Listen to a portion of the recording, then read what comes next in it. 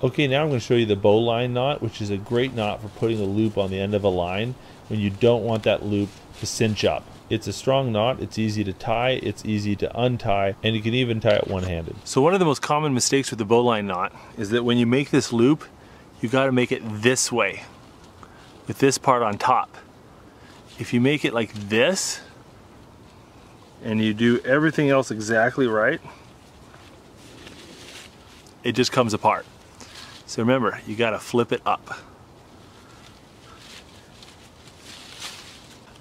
Now another common mistake with the bowline knot is people will come down and around and do this. So you've got one line in, one line out, and it basically ends up collapsing into a separate knot, okay? And it's not a catastrophic failure, but remember, flip the loop on top, comes up, around, and down. And this is where you hear the things about you make the hole and the rabbit comes out of his hole, he goes around the tree, and he goes back down his hole. And that's the bowline knot. This knot is really easy to undo even if it's been under a lot of strain, so this is a great knot to use in combination with the trucker's hitch. And because the loop doesn't cinch up, it's great for tying a rope around a person. Okay, now you ready? Yeah.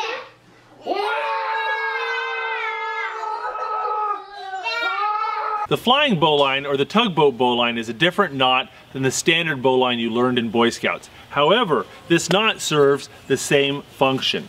It creates a loop that doesn't collapse in on itself, so that if you need to wrap it around something, it'll keep a strong loop that won't close in on itself. However, it's not particularly useful because you can't feed the line through something. It's only good when you can place the loop over something. So if you wanted to make a loop on the end of a line to throw to somebody who's drowning, that works really well. And the name the tugboat bowline comes from the fact that when you want to moor up your boat or you want to tow something, you can put a loop on the end of the line, fasten it onto the dock or another boat, and pull with it. It's very quick, very easy, but a limited function. There's a couple ways to do the flying bowline, but the easiest way is to step on the working end with your left foot and then grab the bitter end or tag end with your right hand.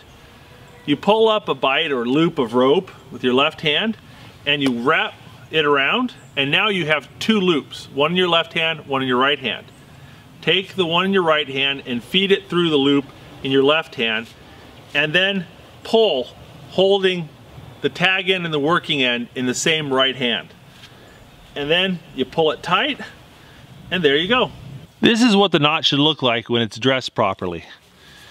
See on the back, looks like this, and on the front, it looks like so. Well guys, I told you that the standard bowline and the flying bowline were a little bit different. So here you go. This right here is the flying bowline, or the tugboat bowline, and this right here is the standard bowline. And you can see they are very similar, but they are definitely different knots. The tag end comes out at a different angle in a different location, but they serve the same purpose. Now obviously that was pretty quick, so let me show you one more time. Step on the working end, make a loop with your left hand, flick the tag end around the loop, place the loop in your right hand, through the loop in your left hand, hold the tag end and the working end in your right hand, and pull it tight.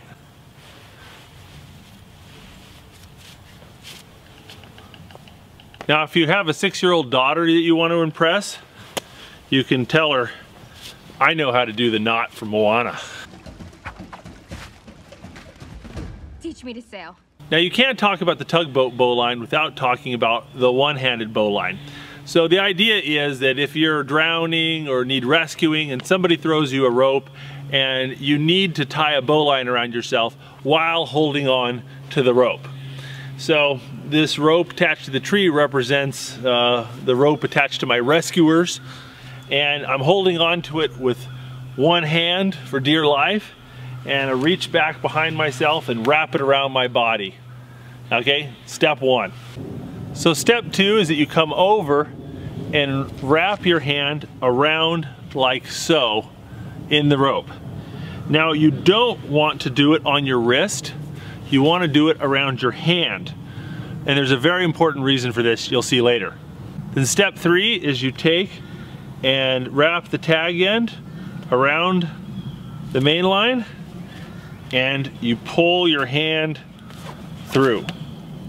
Then you can just lean into it and you've got your bowline.